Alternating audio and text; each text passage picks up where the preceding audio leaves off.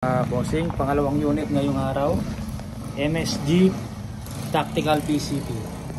Yan, tayo sir Paglinawan. Yan sir Paglinawan. Yan, bayad na po ito mga bossing. Yan, try natin MSG PCP. Pangatlong unit to, may natapos pa tayo doon, tatlo.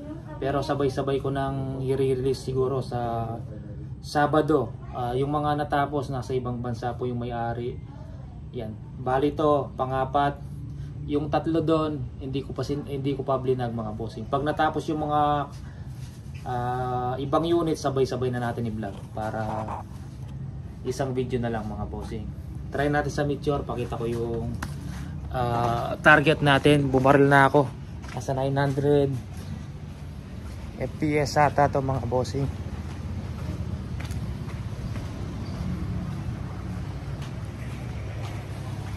Iyan.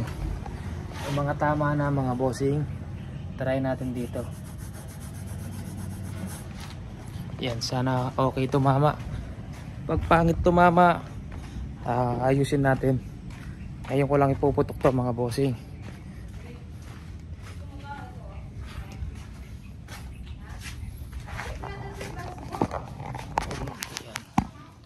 Check din natin kung may yung silencer.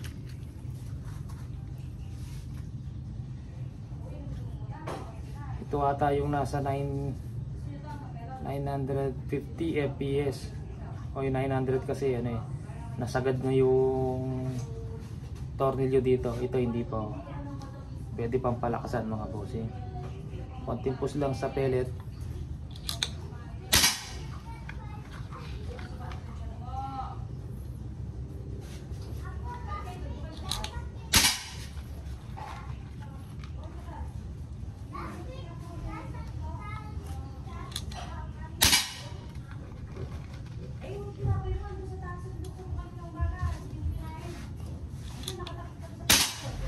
Isang butas lang mga bossing.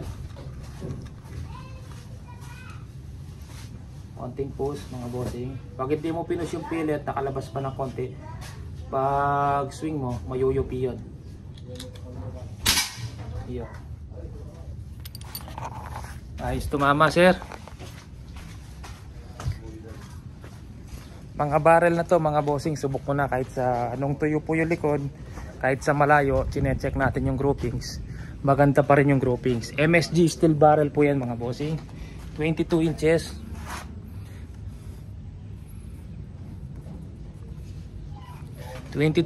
Choke barrel po siya.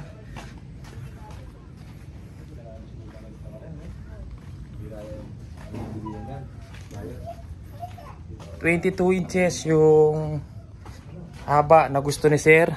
Ang pinakamahaba pong pwedeng ilagay sa unit 23.5, pinakamaikli po 21 inches. Pang number 20 yung serial number po ng unit niya. Ayan. Pang number 20. Ayan, 200020. Ayan, tapos lagay natin to. Tinanggal ko lang mga bossing.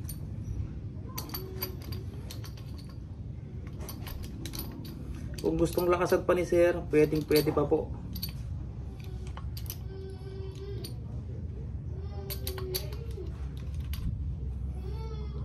Yan. Mga gustong pa-reserve, meron pang 10 available mga bossing. 30 pieces po to. Yung dalawa pinaraffle natin. Ayusin ko po muna yung nanalo sa raffle. Yan. Tapos meron pang natitirang 30 pieces. May natitira pang 10 pieces. Mga gustong pa-reserve, 5,000 reservation fee po. 35,000 unit and silencer. MSG Tactical 6 inches. Receiver, naka-anodized black. Hammer, stainless. Trigger, stainless. Paloob, stainless din. Barrel, MSG. 12 grooves, choke barrel. 12 grooves. Yan. Caliber 22. Taiwan regulator. Yan. Taiwan tank, meron siyang bleeder dito. Kunyari, gusto mo mag-repair, may konting singaw yung unit nyo. Sa kamay lang. Yan. Maubos mo na yung hangin. Hindi ka na mahihirapan or magluwag ng fuse ng regulator. Yan. May serial number, MSG air rifle. Yan. Tapos max dito nakalagay 28 PSI, pero pwede po yan 3,000. Ang capacity nitong tank ang pwedeng ilagay 4.5, pero recommend ako po 3,000 lang po. 3,000 o 28 PSI para hindi masyadong may stress yung mga gamit ng regulator. Iyan. Retractable bat mga bossing. Iyan. Dapat 37 to. Kung papareserve ka po 35 na lang. 5,000 reservation fee. 1 month siguro matatapos na natin yung unit, or pinakamatagal na yung 2 months mga bossing. Dahil bago natin ni-release, siyempre sinutune natin, sinecheck natin kung may problema sa unit, tinatry natin. Kahapon pinutok ko na to sa likod, sinun natin, krinono natin, pero yung groupings ngayon ko lang po chinek. Kasi tiwala naman po tayo sa barrel na to. Wala pang naging sablay sa MSG barrel po. Mga nilalagay natin sa mga GC mag, ganito po mga bossing. Tapos lahat ng nakakuha sa akin ng barrel lang, tapos sila yung naglagay sa unit. Sinesend po nila yung mga nahuli nila, ang dadami mga bossing. Tuwang-tuwa, sulit daw yung barrel na binili sa atin. Iyan. Ngayong araw sir, ibabalot ko lang, or bukas siguro papadala na natin sabay-sabay. Kasi may babalot pa ako, sabay-sabay ko ng papapick up para yan. Hindi kasi hanggang 11 to 12 noon lang kasi magpipick up, baka hindi mahabol yung iba. Kung ito lang papapick up natin, yan, sabay-sabay na natin bukas sir. Yan. Mga gustong mag-reserve, PM nyo po ako sa Facebook, Mandap Sporting Goods, sa Terence Mandap. MSG Tactical PCP. Yan, kayang mag 1,000 FPS, pero nasa inyo na po yun kung gusto nyo 1,000. Kung ako lang mag-hunting, 820 to 850 lang gusto ko talaga mga bossing.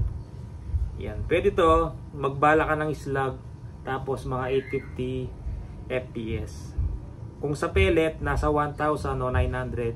Pag binalaan mo ng slug, bababa po yung FPS. Yan, medyo mabigat po kasi yung slug.